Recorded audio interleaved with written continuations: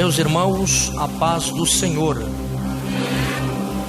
Por gentileza, abra sua Bíblia, Evangelho de Jesus Cristo, segundo escreveu Mateus, capítulo 25.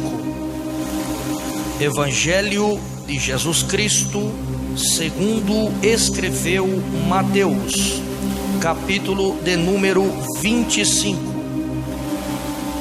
Eu quero aproveitar o momento para agradecer a Deus por esta oportunidade. Eu quero louvar a Deus pela vida do anjo desta igreja, o pastor Adeládio, que Deus o abençoe. Ao nobre companheiro que me recebeu na outra ocasião, o evangelista Valdez, que Deus abençoe. Todos os obreiros que auxiliam o pastor Adeládio nessa obra. A dois amigos que eu adquiri aqui nesta congregação, que são os irmãos Josinaldo e Vitor Posse, bem como a sua família, e pela vida de cada um dos irmãos presentes nesta noite. Quero louvar a Deus também pela vida do nosso irmão Gilberto, que foi ali nos buscar para nos conduzir até esta congregação. Que Deus o abençoe em nome de Jesus. Evangelho de Jesus Cristo, segundo escreveu Mateus, capítulo 25. Eu quero ler com a igreja a partir do versículo de número 11. Quem localizou a dita referência bíblica, diga amém. Assim nos diz o texto sagrado da palavra de Deus. Mais tarde chegaram as virgens imprudentes, dizendo: Senhor, Senhor, abra a porta para nós. Mas o noivo respondeu: em verdade lhes digo que não as conheço. Portanto, vigiem, porque vocês não sabem o dia nem a hora. Amém. Meus irmãos, nós estamos aqui nesta noite mais uma vez reunidos em torno do nome de Jesus Cristo, e nesta ocasião nós estamos na iminência da celebração da ceia do Senhor.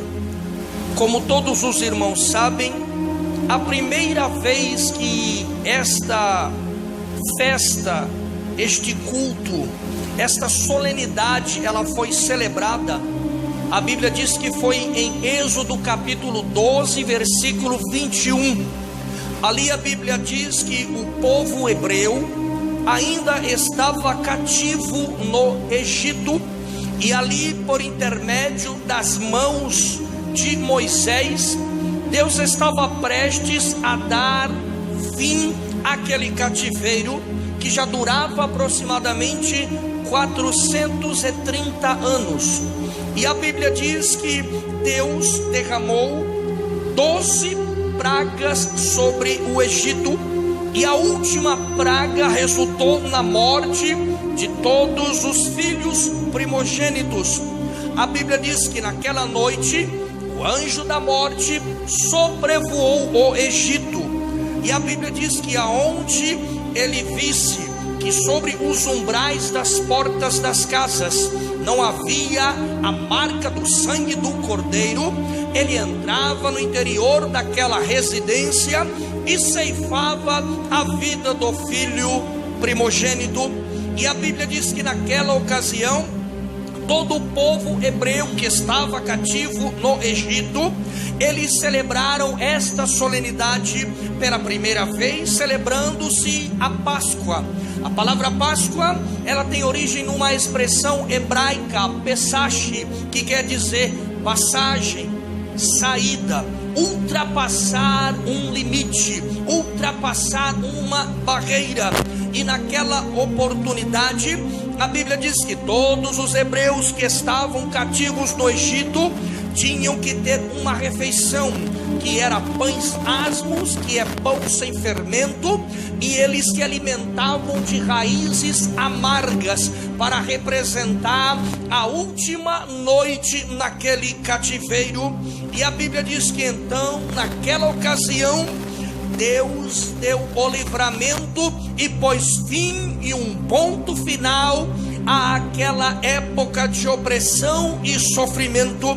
Então, quando nós abrimos a Bíblia, nós entendemos que a festa, a celebração da Páscoa, ela vai além do que a sociedade odierna apregoa. Fala-se, e quando se fala-se de Páscoa, toda a sociedade fala de coelho e ovo de chocolate, mas para a igreja do Senhor Jesus Cristo, a nossa ideia é muito além dessa expectativa. Nós lembramos da ressurreição de Jesus Cristo ao terceiro dia, aonde ele venceu o pecado, aonde ele venceu o diabo e aonde ele venceu a morte. Paulo, quando ele escreve uma das suas cartas à igreja de Corinto, ele diz que quando Jesus ele ressuscitou ao terceiro dia, ele destruiu, ele aniquilou os aguilhões da morte, e a partir de então ele abriu uma porta que para nós não existia, era inacessível. É por isso que você vai ver, irmãos, que quando Jesus diz, lá no momento em que ele está pendurado no madeiro, ele diz: Pai, está consumado. E ali naquele momento a Bíblia diz que houve momentaneamente trevas sobre aquela região, e o véu do templo central de Jerusalém, ele se fendeu de uma extremidade à outra, declarando que a partir daquele momento a humanidade não estava mais à mercê do diabo, do pecado e da morte, e que nós estávamos na iminência de uma nova dispensação, a dispensação da graça à igreja. Porque quando nós abrimos a Bíblia, de Gênesis a Apocalipse, nos 39 livros do Antigo Testamento e nos 27 livros do Novo Testamento, nós vemos ali 7 dispensações, que são a inocência, consciência, governo patriarcal ou aliança, governo humano, lei, graça e milênio. Nós estamos na 6ª dispensação, a dispensação da graça ou igreja, que foi inaugurada em Atos capítulo 2, aonde que naquele momento a Bíblia diz que o Espírito Santo de Deus veio dos céus, entrou no interior do cenáculo. Atos capítulo 1 e o versículo 15, ali o Espírito Santo inflamou 120 pessoas que estavam ali reunidas, irmãos, e a Bíblia diz que naquela oportunidade estava sendo celebrado em Jerusalém a festa do dia de Pentecoste, a festa que fala de uma festa celebrada 50 dias após as colheitas e 10 dias após a Páscoa. E naquele momento Deus ele influenciou, ele capacitou e revestiu 120 pessoas que não puderam ser paradas e bloqueadas, que alcançaram os quadrantes deste planeta, que foram sendo usados pela unção do Espírito Santo, alcançando almas, levando a palavra que gera transformação, irmãos. Porque o que nos modifica, o que nos transforma, irmãos, não são efeitos especiais, não são roupas mirabolantes, não são palavras de efeito, mas é a palavra de Deus, irmãos, o cânon sagrado, a maior, plena, perfeita, completa e absoluta revelação de Deus para a sua igreja, irmãos. Tem muita gente parando no meio da sua trajetória ou caminhada, porque está indo por outros caminhos, estão saindo da sã doutrina, estão dispensando a palavra do Senhor. Irmãos, o que nos enche, o que nos transforma, o que nos qualifica e capacita santa é a palavra do Senhor, irmãos. Não deixe o diabo te enganar e te ludibriar, não, porque a revelação que é e que sempre será, que nunca deixará ninguém confuso nem confundido, é esta palavra aqui, que nos apresenta Jesus, o qual apresenta Deus para a humanidade, o qual pagou o preço na cruz do Calvário, para que pudéssemos estar aqui nessa noite. É por isso que Deus manda te dizer: nenhuma condenação há, nenhuma condenação há para os que estão em Cristo Jesus. Deixa eu ver quem é que está em Cristo Jesus aqui. Abra sua boca e dê um glória bem alto para Jesus. Aleluia. Irmãos, Deus não chama ninguém, Deus não escolhe ninguém para ficar inerte, para ficar parado, para ficar sem reação. Uma das principais funções e efeitos gerados na nossa vida por intermédio do Espírito Santo é o que a Bíblia diz em 1 Coríntios capítulo 15, versículo 58. Portanto, meus amados irmãos, sede firmes e constantes, sempre abundantes em toda a obra do Senhor, sabendo que o vosso trabalho não é vão para o Senhor. Deus te chamou para produzir, Deus te chamou para gerar, Deus te chamou para realizar a obra. Deus não te chamou para ficar parado, Deus não te chamou para ficar cuidando da vida dos outros, Deus não te chamou para ficar falando da vida do irmão, Deus não te chamou para ficar na mesa dos escarnecedores, não. Deus te chamou para produzir, Deus te chamou para gerar. Deus te trouxe aqui nessa noite para te dizer: eu te escolhi, eu te separei, a minha unção está sobre ti. Então você tem que produzir, você tem que gerar. Quem está me entendendo, levanta a mão e dá um glória para Jesus aí. Aleluia. E um exemplo claro do que eu estou falando aqui é a leitura que nós realizamos, porque aqui Mateus, ele era uma das 120 pessoas que estavam no interior do cenáculo, que receberam a virtude, a unção e o poder do Espírito Santo. E todo aquele que recebe virtude, unção e poder, ele sai no mínimo com 3 coisas. Ele sai com um alvo, uma meta e, acima de tudo, uma ferramenta que não é sua, mas é emprestada por Deus. E Mateus não foi diferente. Ele tinha um objetivo. Primeiro, nós temos que entender, irmãos, tem gente falando por aí que existe 4 evangelhos. Isso é mentira. O evangelho é um só, porque o autor é Jesus. O que nós vemos aqui em Mateus, Marcos e João, com a exceção de Lucas, que foi discípulo, moço do apóstolo Paulo, são 4 pessoas que interpretam o evangelho de Jesus Cristo mediante uma experiência alcançada do tempo vivido com Jesus. Porque em todos os instantes, momentos, ocasiões que nós estamos ao lado do Senhor e com o Senhor, isso vai gerar, irmãos, uma experiência. É por isso que Deus fala: o vosso trabalho não é vão.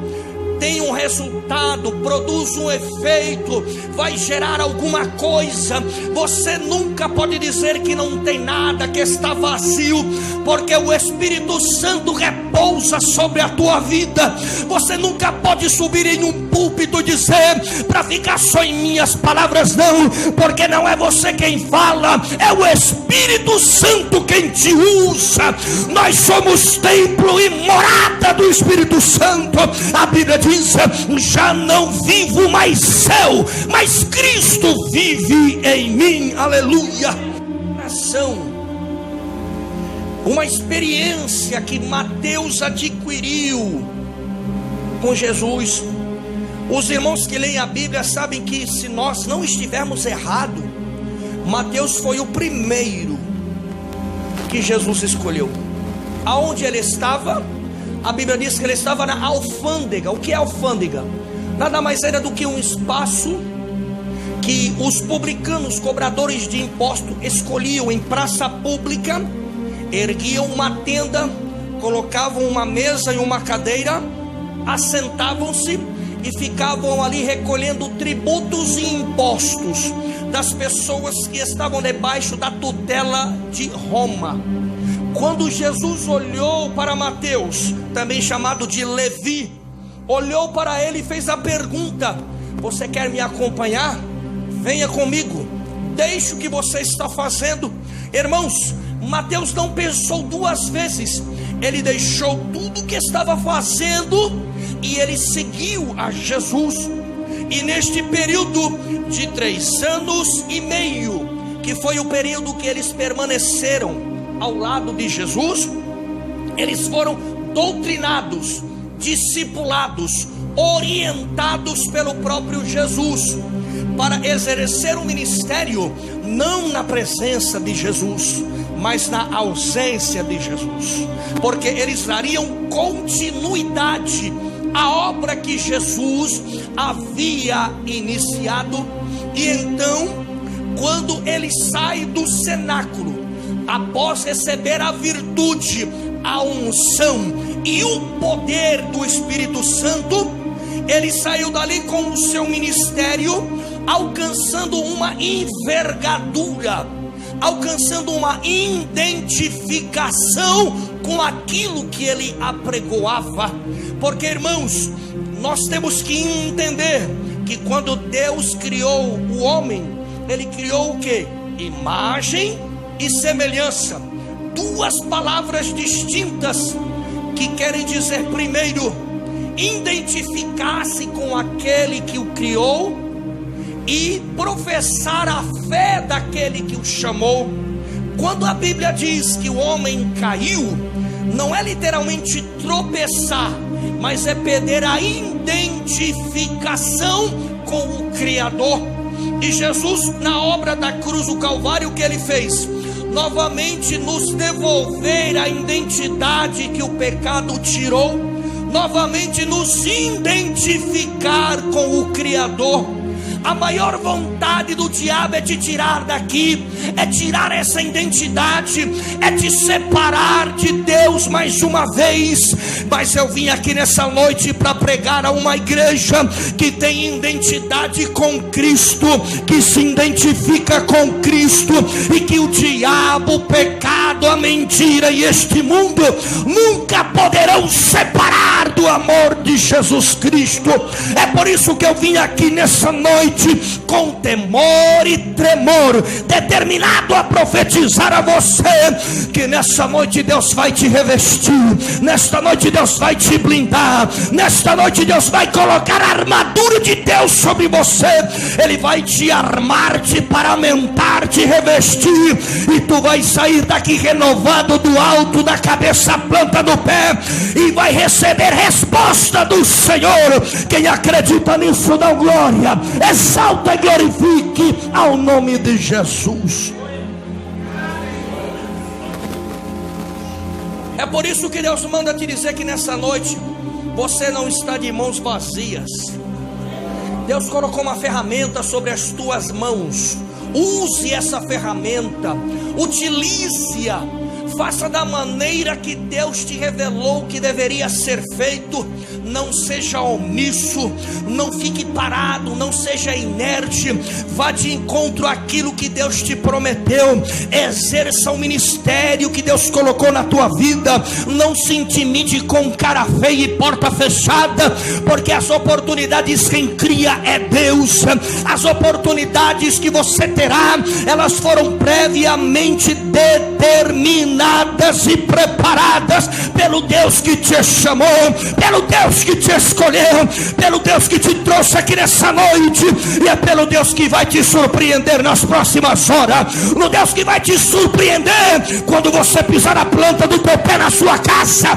Enquanto você está aqui, Deus está providenciando o que você precisa lá. Enquanto você está aqui, Deus assina a tua causa lá.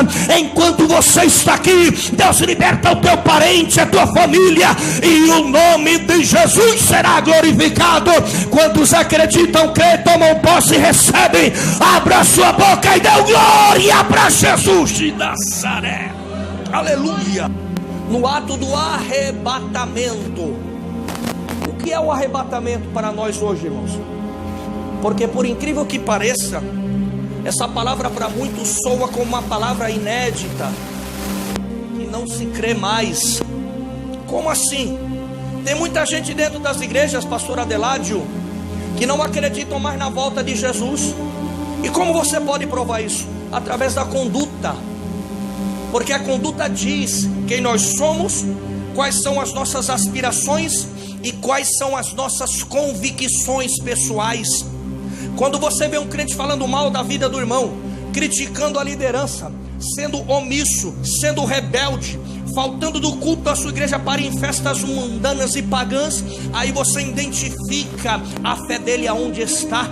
Mas nessa noite Deus me trouxe aqui para profetizar o que diz na Bíblia Sagrada, em Isaías capítulo 54 e o versículo 17: toda ferramenta preparada contra ti não prosperará, e toda língua que se levantar contra ti em juízo, tu a condenarás. Deus fez promessa para você aqui neste lugar, e Ele manda te dizer que ninguém tem o poder de te arrebatar para longe desta promessa, e Ele vai renovar as tuas forças aqui nessa noite, e você sairá daqui crendo que a qualquer instante Jesus voltará para buscar esta igreja. Quem acredita nisso, dá glória para Jesus. Aleluia. Aí Mateus traz o seguinte perfil da igreja: 10 virgens semelhantes em tudo. Se você olhasse para as 10, você ia dizer o quê? São iguais em tudo.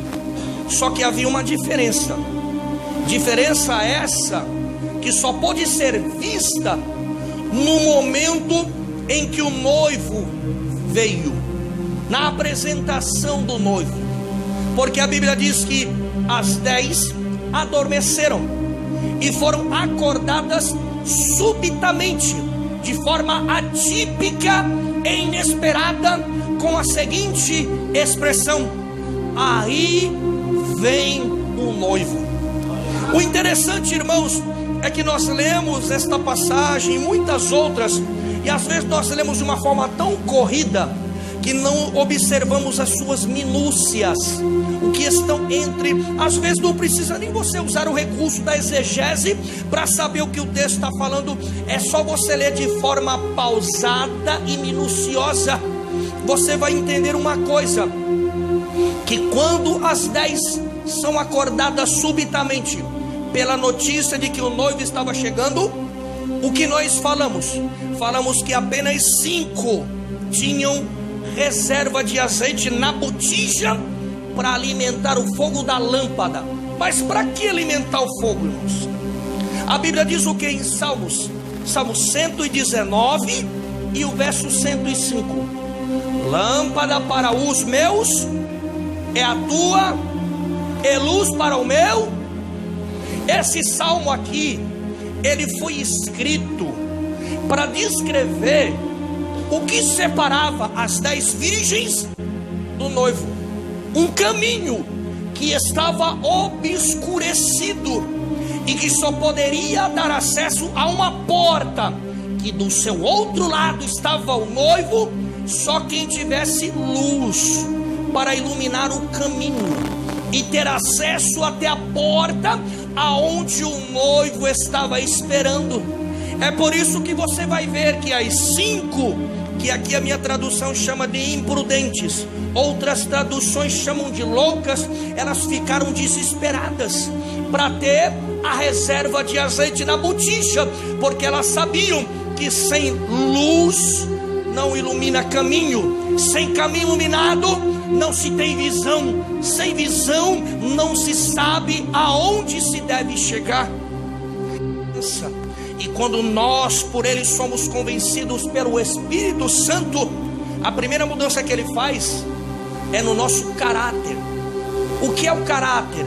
É o senso de valores, é o que a gente valoriza.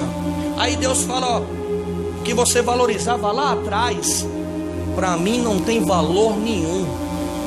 O que você priorizava lá atrás, eu não priorizo, para mim é lixo. É por isso que Deus faz a mudança. E se você pensa que essa mudança parou, acabou, não. Essa mudança, ela é diária. Diariamente nós somos limpos e purificados. De que forma?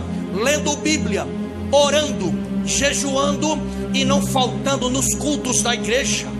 Quanto mais você tiver estes princípios, pode ter certeza, mais você terá o seu caminho iluminado, mais você terá lamparina com luz, mais você terá azeite na botija, e mais você estará vacinado por Deus contra as enfermidades deste mundo, irmãos. É por isso que crente não pode faltar em igreja, não pode faltar em culto. É por isso que crente tem que ler Bíblia. É por isso que crente tem que orar e tem que jejuar. É por isso que crente tem que ser obediente, tem que ser submisso, porque estes são os princípios que mantêm a nossa botija cheia de azeite. Estes são os princípios que mantêm a chama acesa, e nunca o diabo vai triunfar sobre quem obedece os princípios da igreja. E o interessante, irmãos, é que a Bíblia diz é que quando as imprudentes viram que não tinham reserva, primeiro, elas tentaram comprar, não acharam lugar para comprar. Segundo, pediram para as que tinham, e o que elas falaram? Nós infelizmente não vamos poder emprestar para vocês, porque a quantia que nós temos é a quantia exata para chegar lá. Se a gente emprestar um pouquinho que seja, a gente não vai completar o caminho. Ou seja, salvação é individual. Ninguém salva ninguém, ninguém leva ninguém de carona. É por isso, irmãos, que nós temos que entender: obra de Deus é pessoal e individual. A nossa parte é orar, é pedir para Deus salvar, é pedir para o Espírito Santo convencer, porque ninguém pode fazer isso por vias humanas e naturais. É por isso que a Bíblia diz lá em Zacarias, capítulo 4, versículo 6: não é por força, é nem por violência, mas é pelo meu Espírito, assim diz o Senhor. Nós sabemos que quem convence o pecador do pecado, acerca do pecado, da justiça e do juízo, é o Espírito Santo. Irmãos, sabe por que você está aqui hoje? É porque o Espírito Santo, além de te convencer, ele te conduz para este lugar. Ele mantém a chama acesa sobre a tua vida. Ele te direciona e impulsiona, porque pela carne, pela nossa vontade, nós estaríamos em quaisquer outros lugares, menos aqui. Muitos estariam em festas, viajando, se divertindo, ou até mesmo em casa, mas não estariam aqui. Sabe por que estamos aqui? Porque a partir do momento que nós fomos convencidos pelo Espírito Santo, iniciou-se ali entre Deus e nós, entre nós e Deus, um vínculo de relacionamento. E o que o diabo mais quer quebrar é este vínculo.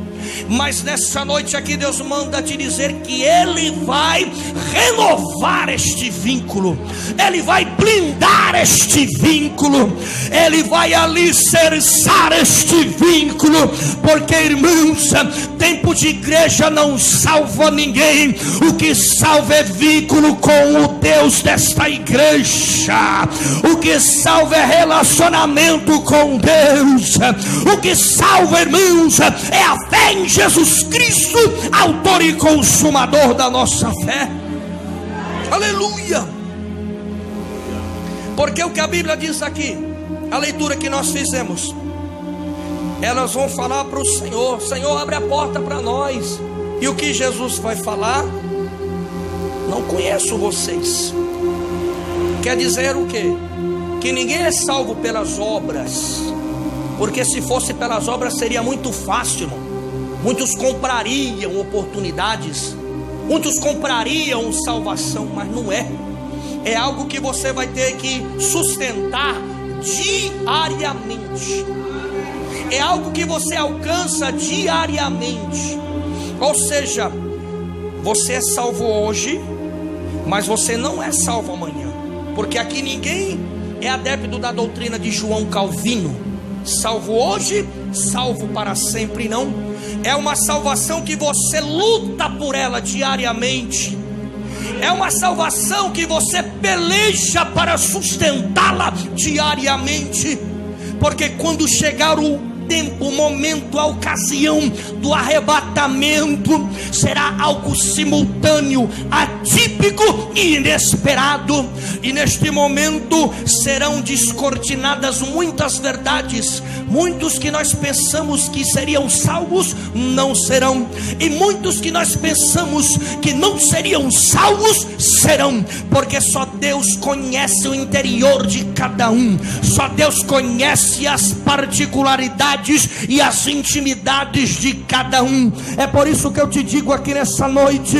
nunca nós poderemos ter a ideia absurda de que o crente pode viver por aparência. O crente não vive por aparência, ele vive pela fé, irmãos.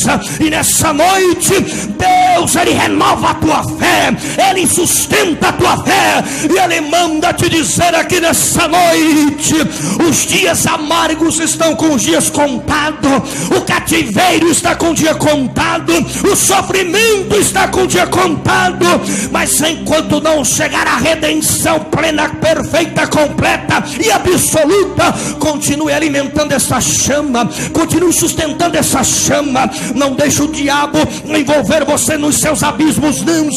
Deixa Jesus te envolver no manto que Ele tem para a tua vida, porque Ele é quem te chamou e te escolheu, e Ele te trouxe aqui nessa noite para te dizer: eu não mudei, a minha promessa não mudou, os meus projetos não mudaram, eu continuo mesmo. Hebreus capítulo 13, versículo 8: Adonai Yolan Yurhid Vahir Abishkanialek. Jesus Cristo é o mesmo ontem, hoje, eternamente. É aquele que estava no princípio de toda a criação, é aquele que está no presente momento, e é aquele que estará na consumação do século. Só quem acredita nisso, crê, recebe, toma posse. Dê um glória bem alto para Jesus. Amém.